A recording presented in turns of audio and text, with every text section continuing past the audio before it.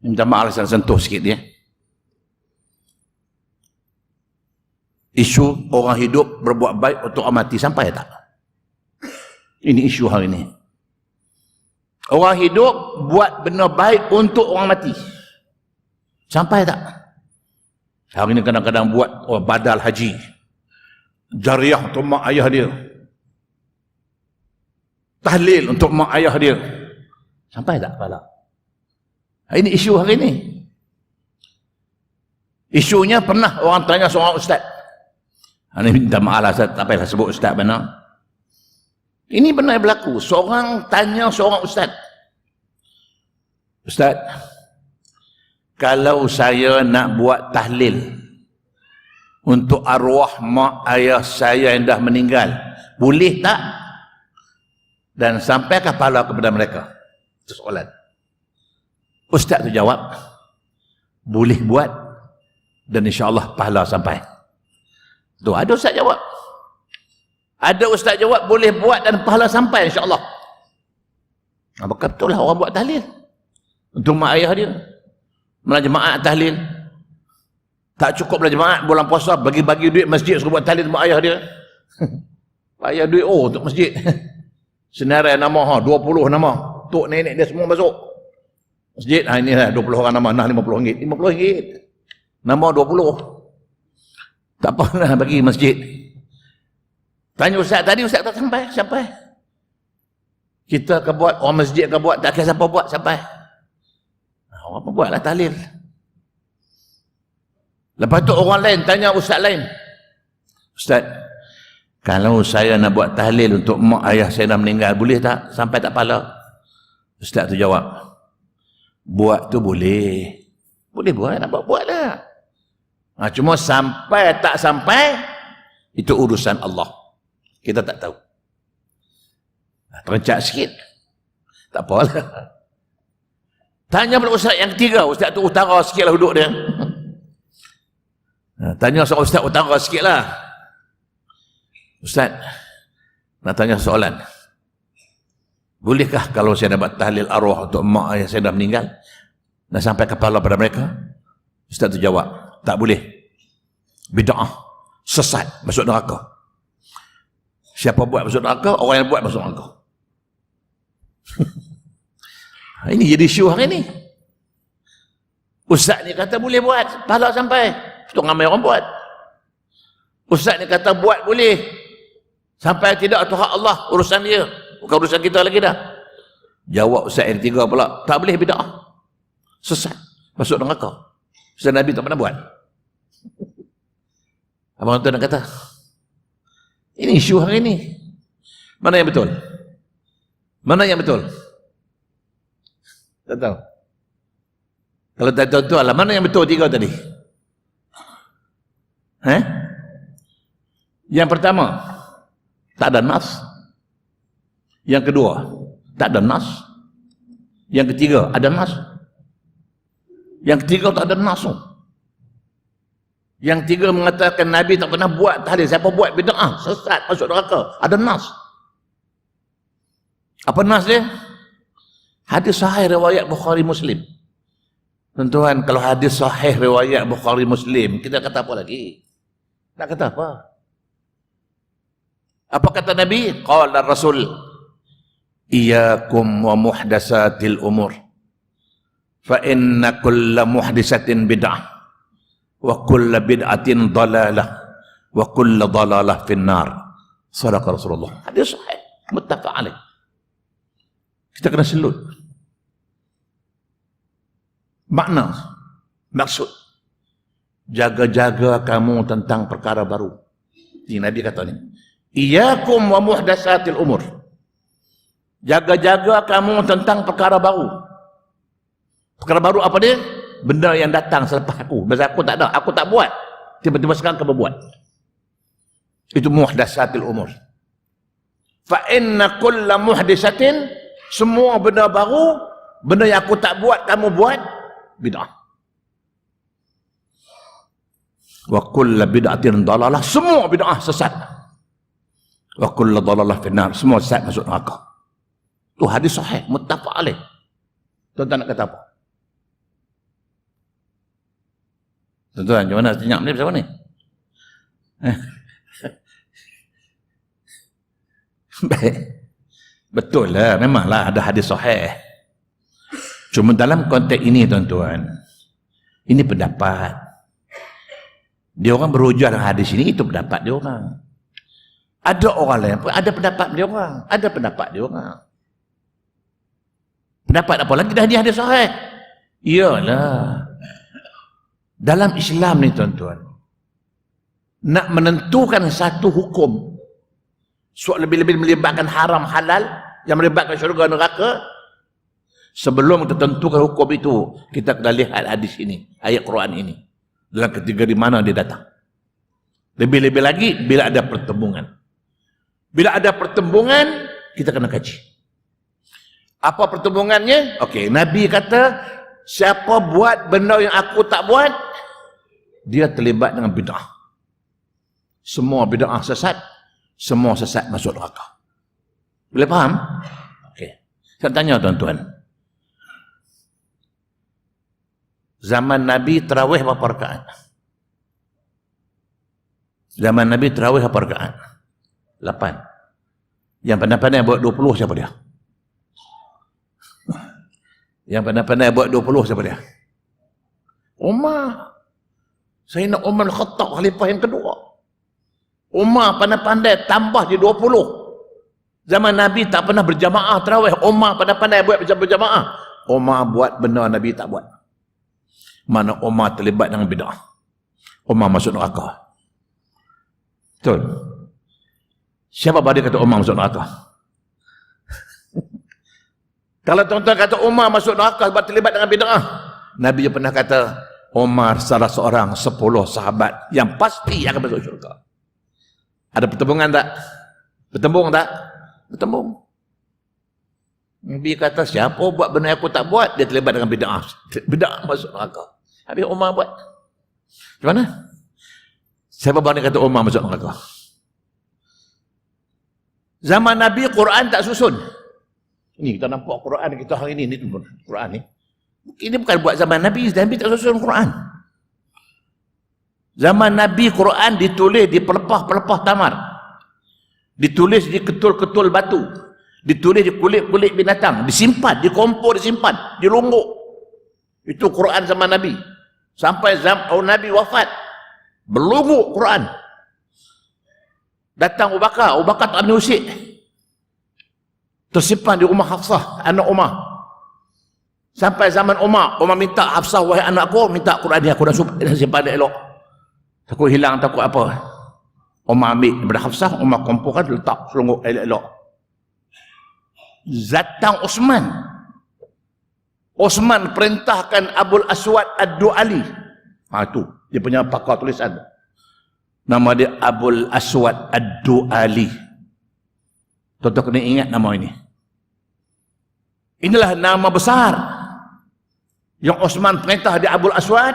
Aku perintahkan kau tubuh satu komiti, kau lantik pakar-pakar Quran yang mahir tulisan, tulis bola Quran.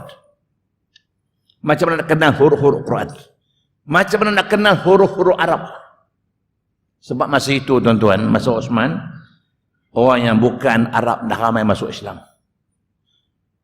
Bila orang bukan Arab masuk Islam, mereka tak kenal huruf Arab.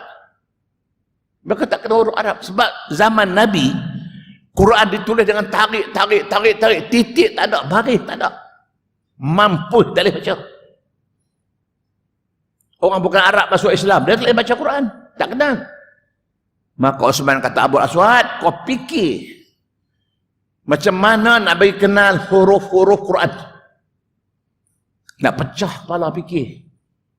Akhirnya dapat satu rumusan, nak kenal ba, letak satu titik di bawah. Tu zaman Osman yang buat tu. Nak kenal ba, letak satu titik di bawah. Bila ternampak satu huruf, ada titik di bawah, ba. Dulu mana ada? Nak kenal ta, macam mana? Tak tahu lah. Dulu mana ada? Nak kenal sa, huruf 3 titik. Titik lah nak bezakan segala-galanya. Jin, ha, kha. Dulu semua sama. Habis macam mana bezanya? Letak titik di bawah, jin. Letak titik di atas, itu pun tak kenal lagi. Yang mana ha, mana kha. Yang tak ada titik, ha. Dah tahulah. Okey, Abul Aswad tulis. Menggunakan kaedah ini. Guna formula ini. Tulis. Oh tu Osman yang suruh buat tu. Bukan dia Osman tulis. Osman suruh Abul Aswad buat. Siap Quran ditulis. Diedar kepada gubernur-gubernur dia. Okeylah. Orang Arab tak ada masalah. Yang bukan Arab lagi tak tahu belah baris pula dah. Yang baris atas baca bawah, bawah baca atas. Dah, Osman kata Abul Aswad lagi sekali tulis Quran. Macam nak kenal baris atas baris bawah, mati depan tanwih macam mana? Nak pecah kepala Abul Aswad buat. Akhirnya siap tu yang kita baca hari ni yang dinamakan mushaf. Mushaf apa? Mushaf Osmani. Bukan Osman yang buat. Dia suruh buat. Dengan siap titik, siap baris, maka orang bukan Arab termasuk Melayu boleh baca Quran. Osman buat benda yang Nabi tak buat. Siapa yang buat benda Nabi tak buat, itu bid'ah. Semua bid'ah sesat. Semua sesat masuk neraka. Boleh dia kata Osman masuk neraka?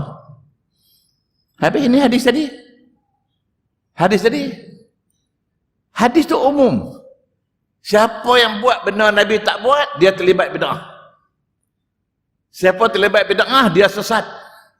Dan siapa sesat akan masuk neraka. Osman masuk neraka. Boleh? Sudah ada pertembungan.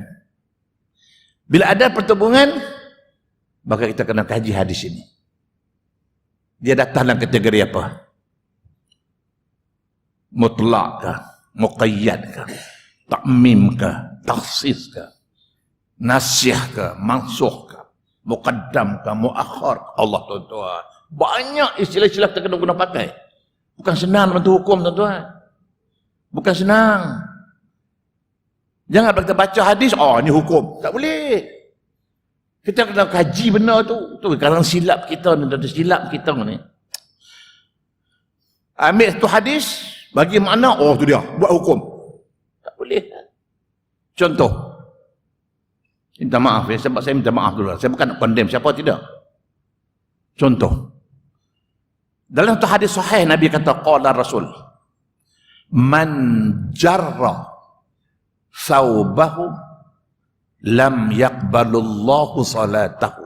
Ada sahih yang bermaksud barang siapa melabuhkan pakaian, barang siapa pakai baju labuh, kain labuh, jubah labuh, seluar labuh, Allah tak terima sembahyang dia. Itu hadis. Man siapa jarra melabuhkan saubau pakaian dia, lam yaqbalullah, Allah tak terima solatah sembahyang dia. Ada orang ambil hadis ini, ni dia. Hadis mengatakan tak boleh pakai labuh-labuh. Macam mana istilah labuh? Siapa pakai jubah, siapa pakai kain, siapa pakai seluar tak nampak buku lali, labuh ke tu? Semua tangkit tengok, tak nampak buku lali tu, labuh, Allah tak terima sembahyang. Itu setengah orang dia pakai seluar sekat betih tu. Dia buat jubah sekat betih, seluar sekat betih. Hadis. Betul lah, tapi hadis apa? Hadis dia kategori mana? Hadis ini kategori dia ta'mim ke, takhsis ke, mutlak ke, muqayyad ke, sarih ke, majazi ke? Kita kena kaji. Tuan-tuan nak buat hukum bukan senang. Sebab tu Imam Syafi'i kita rahimahullah, Imam Syafi'i, dia ambil satu ayat atau ambil satu hukum, bila mana dia buat hukum, sebelum dia bercakap bagi hukum, dia pergi tawaf Kaabah lu 7 kali. Tu Imam Syafi'i.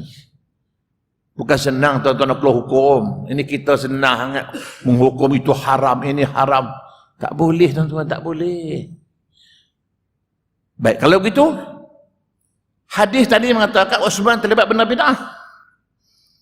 Bila kita cakap soal bid'ah, dia kata, tu khalifah. Pasal apa pula? Nabi tak kata khalifah. Nabi kata siapa buat benda aku tak buat, sebab bid'ah. Itu khalifah. Kata dia khalifah tak apa. Kata dia. Khalifah tak apa pula.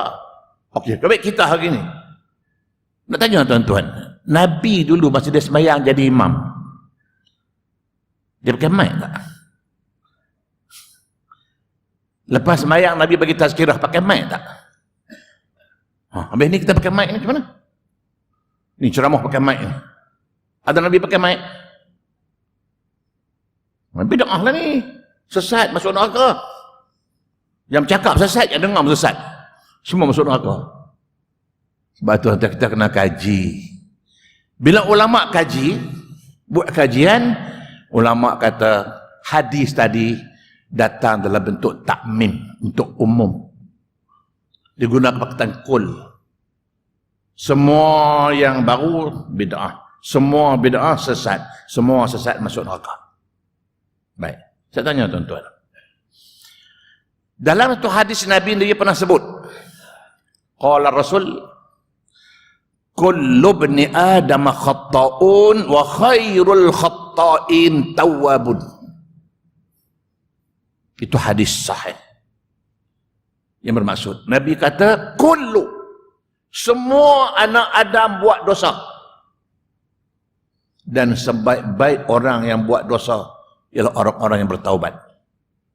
Buat dosa, taubat. Jangan ulang lagi, jangan buat lagi dah. Baik. Dalam hadis ini Nabi guna kul. Semua anak Adam buat dosa. Okay, tanya tuan-tuan.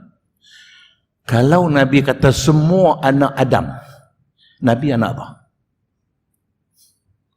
Nabi anak apa? Siapa boleh jawab? Nabi anak apa? Tak ada jawab. Soalan mudah tak ada jawab. Nabi anak apa? Ada orang jawab Nabi anak Abdullah. Saya kata itu nama pak dia. Siapa katanya nama pak dia? Saya kata Nabi anak apa? Kalau kita anak Adam, Nabi pun anak Adam.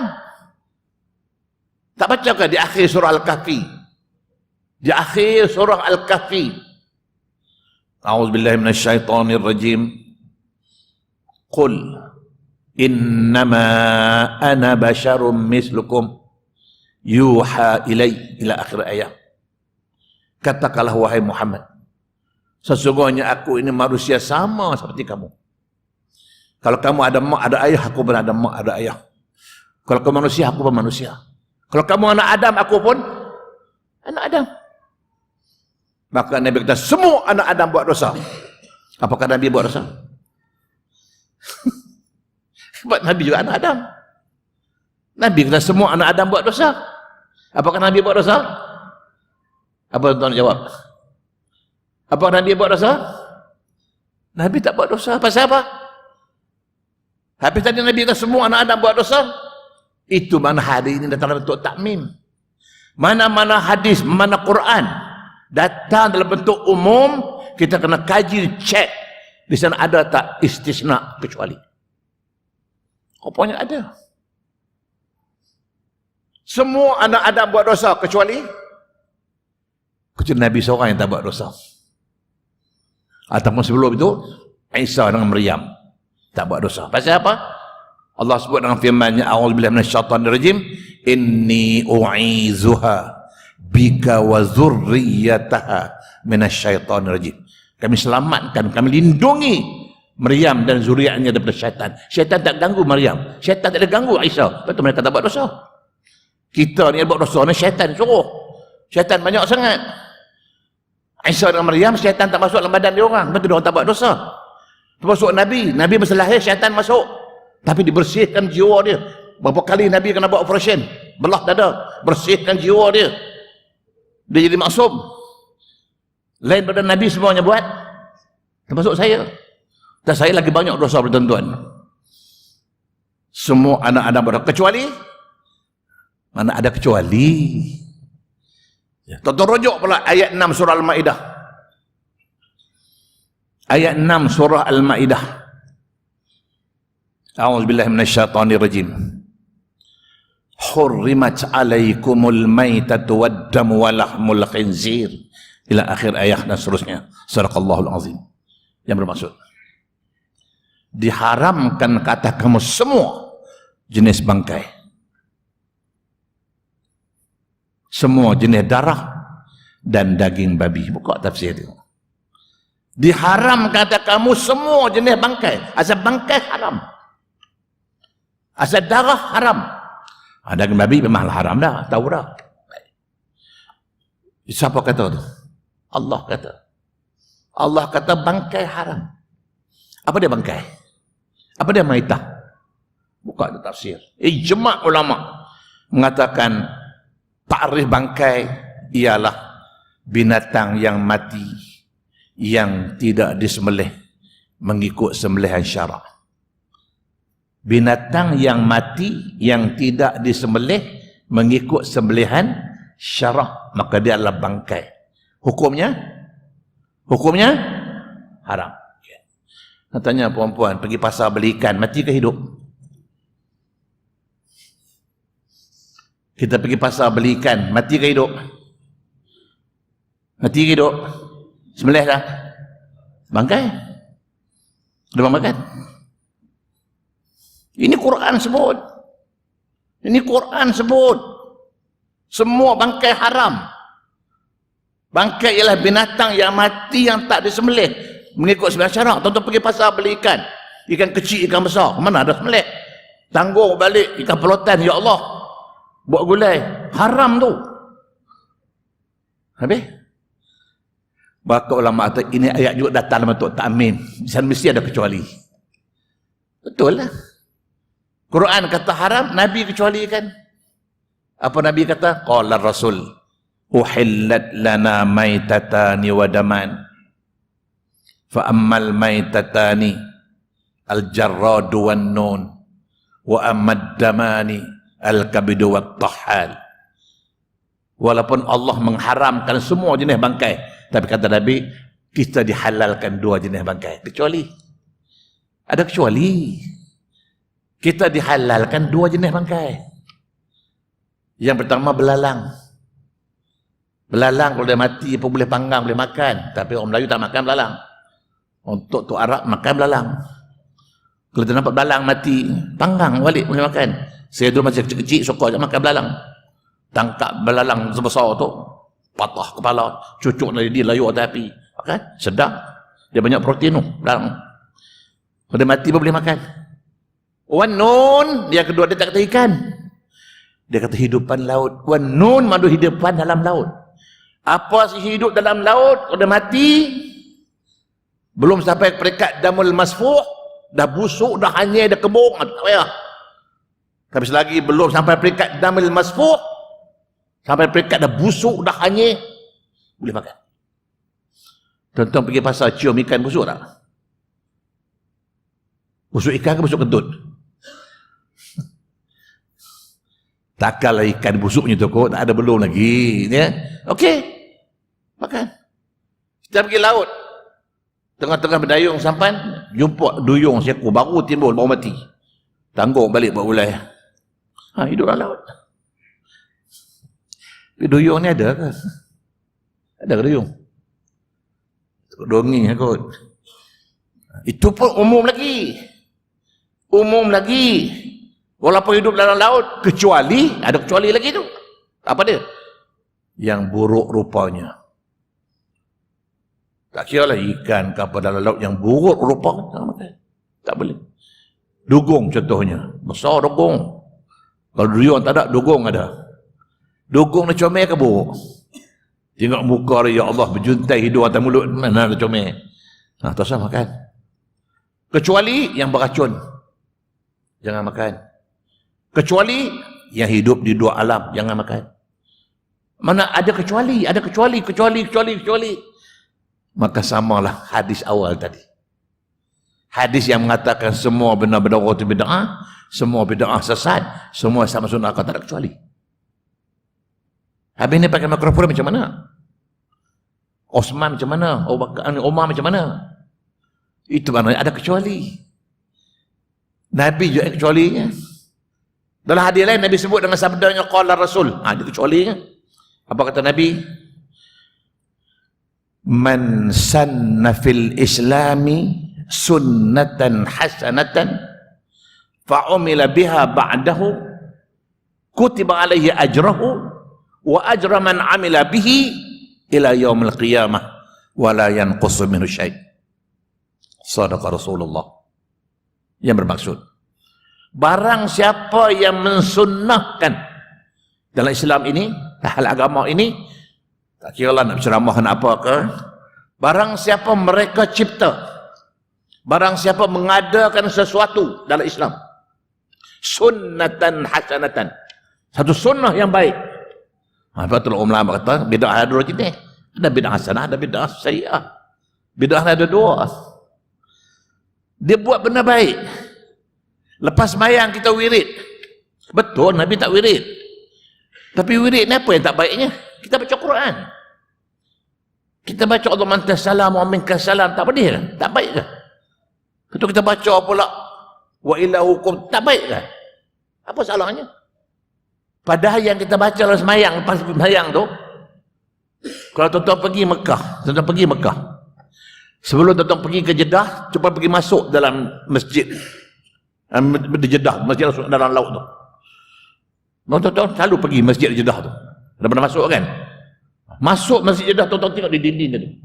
Dia perkat. Ini hadis Nabi. Nabi lepas sembahyang baca ini, lepas sembahyang baca ini. Nabi suruh baca. Cuma Nabi tak buat. Orang pernah tanya Nabi, kenapa Nabi tak buat? Nabi kata, takut kalau aku buat lepas sembahyang aku wirid, orang ingat wirid tu wajib. Lepas tu aku tak buat. Tapi aku suruh buat. Itu maknanya ada benda yang Nabi tak buat, tapi Nabi suruh buat. Kita pergi di masjid Jeddah tu. Banyak hadis-hadis yang dipelekat dinding tu. Lepas sembahyang yang baca ini. Nabi kata baca ini. Nabi tu yang dia baca tu. Yang Nabi suruh baca tu. Tiba-tiba dia orang kata, tak, Nabi tak buat. Siapa buat bid'ah masuk neraka. Tu dia. Itu masalahnya. Ya. Baik, kalau begitu, maknanya man sanna fil Islam, barang siapa yang mensunnahkan, mereka cipta, mengada-ngadakan dalam Islam sesuatu yang baik, sunnah yang baik, fa'umila biha ba'dahu, orang pun buat, ikut. Sampai sekarang kita wirid lepas sembahyang, fa'umila ba'dahu, dia mati, yang bernyusun mati dah, kita yang baca dapat pahala, dia yang buat pun dapat pahala. Hari ini tuan-tuan boleh baca Quran, ada pahala tak? Osman pun dapat. Tuan-tuan boleh baca kerana siapa? Osman boleh pahala. Itu mana kita boleh buat. Walaupun Nabi tak buat. Itu isu hari ini bukan soal Nabi tak buat. Yang jadi masalahnya, dia orang kata apa Nabi tak buat, jangan buat. Buat apa? Nabi tak buat. Soalan kita balik, tak boleh buat ke? Nabi tak buat, buat apa? Sebab itu tuan-tuan kadang-kadang benar isu-isu khilafiyat. Yang bergaduh-gaduh tu pasal apa? Sebab saya malas nak bergaduh-gaduh ni. Saya kata ini pendapat dah, saya menyokong pendapat ini. Saya duduk belah ni. Ada pendapat kata apa salahnya? Ya? Macam kita talqin. Betul, talqin Nabi tak pernah baca. Talqin Nabi tak pernah buat. Tapi Nabi suruh buat. Nabi suruh buat. Dalam hadis riwayat At-Tabrani daripada Uthman bin Affan. Tu baca hadis At-Tabrani daripada Uthman bin Affan. Uthman kata, anhu qala kana Rasulullah sallallahu alaihi wasallam iza farigha min dufnil mayyit waqafa ala ra'sihi faqala istaghfiru li akhikum was'alu lahu at-tasbih fa innahu al-ana yus'al. Hadis sahih. Ini hadis sahih. Kata Uthman, Nabi setiap kali dia mengiringi jenazah ke kubur, selesai orang mengebumikan jenazah, Nabi akan berdiri seraya berkata. Nabi kata, dia kata apa? Istaghfiru li akhikum, tolonglah minta Allah ampunkan dosa saudara kamu ini. Tolong minta kepada Allah supaya Allah ampunkan dosa si mati ini. Was'alu lahu tasbih, minta Allah tetapkan pendiriannya. Kejap lagi dia akan ditanya oleh Munkar Nakir. Itu talqin maksud itu. Nabi suruh baca. Ada yang kata Nabi tak buat. Ini jadi isu hari ini. Jadi kesimpulannya bukan isu Nabi buat tak buat. Kalau jawapannya semata-mata kalau Nabi tak buat, itu bukan jawapan. Atau dalam bahasa bermudah ini kata itu bukan akademik. Kita harus jawapan yang akademik. Apa yang Nabi tak buat, kita boleh buat. Macam saya pakai mic ni. Betul, Nabi tak pernah cara pakai mic. Kalau nak hukum salah, Nabi tak pernah pakai mic, saya pakai mic, saya salah. Salah kerana saya pakai mic, masjid sedia apa masjid salah? Yang dengar pun salah, semua masuk neraka. Ini sunnatan hasanah benda yang baik. Buatlah, bukan soal Nabi tak buat. Kesimpulannya, Kiai Haji Sirajuddin Abbas dalam bukunya 40 Masalah Agama. Saya cadanglah tuan-tuan kalau boleh lah. Ya. Kalau tuan-tuan pergi kedai-kedai buku, cubalah masuk tengok, tanya, tengok ada tak satu buku yang berjudul 40 Masalah Agama. Carilah buku ini. Tak ada di Kedah, pergi Perak. Tak ada Perak, pergi Kuala Lumpur. Pergi Usman Yakin. Masuk kedai buku, masuk toko buku, tanya, tuan, ada tak buku 40 Masalah Agama yang ditulis oleh Kiai Haji Sirajuddin Abbas? Beli buku ni. Tajuk dia 40 Masalah Agama. Dia menyelesaikan 40 masalah. Bukan masalah talqin, bukan masalah tahlil saja, 40 masalah. Dia salah dalam buku ini. Dengan dalil-dalil, dengan nas-nas. Cukup. Tak payah tekak-tekak lagi dah. Contoh masalah kunut. Dibawa nas yang mengatakan baca kunut, ini dalil dia. Berpuluh-puluh hadis dibawa. Orang yang kata tak baca kunut, dibawa nas dia. Ini dia nas dia. Tekak-tekak bergaduh apa? Yang kata baca kunut ada dalil. Yang kata tak baca kunut pun ada dalil. Itu benar khilafiat. Bila khilafiat, terpulanglah. Mana boleh menyalahkan orang, tak boleh. Ini isu agama. Ulang lagi sikit tuan-tuan. Pergilah cari buku ini. Tuan-tuan dapat buku ini, baca buku ini, habis, settle. Tak payah bertekak-tekak lagi dah. 40 Masalah Agama yang ditulis oleh Syekh K.H. Sirajuddin Abbas, Kiai Haji Sirajuddin Abbas. Habis. Jadi kesimpulannya, dalam buku ini, Kiai Sirajuddin Abbas kata, kesimpulannya, benda yang Nabi tak buat, kita boleh buat. Apa yang tak ada zaman Nabi, kita boleh adakan. Apa yang Nabi tak buat, kita boleh buat.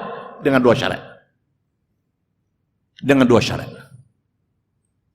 Syarat pertama, benda yang kita dapat itu benda baik, yang mendatangkan kebaikan. Ada manfaat, ada baik. Macam mic lah. Contoh mic ini. Ada baik tak? Kalaulah kata mic tak boleh pakai sebab Nabi tak buat, saya pun ceramah kata saya pakai mic. Apa dengan ceramah saya? Apa dengan ceramah saya? Yang belakang kata Ustaz ni mic Nabi tak pakai ni, tak pakai lah. Ni bid'ah ni. Okey lah, tolak tepi tak saya pakai mic. Boleh dengar? Ada baik tak? Okey, pakailah. Bukan soal Nabi tak buat. Bukan saya tak ada zaman Nabi. Benda baik. Dan yang kedua, selagi tidak ada nas yang melarang. Yang pertama, yang tak nampak tu baik. Kita wirid lepas sembahyang, baik ke tak baik? Kita baca Quran. Apa tak baik baca Quran? Cuma baca beramai-ramai saja. Nabi tak baca ramai-ramai. Kita buat ramai. Pasal apa? Itu Nabi kata, alaikum bil jamaah. Tuhan Nabi kata, dalam agama ni lebih elok kalau kau baca beramai-ramai.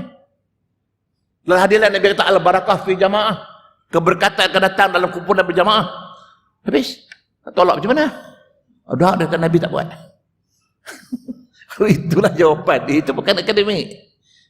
Itu bukan alasan. Kesimpulannya, kita boleh buat dengan dua syarat. Apa dia? Yang pertama, yang kita dapat itu benda baik. Ada kebaikannya, ada manfaatnya.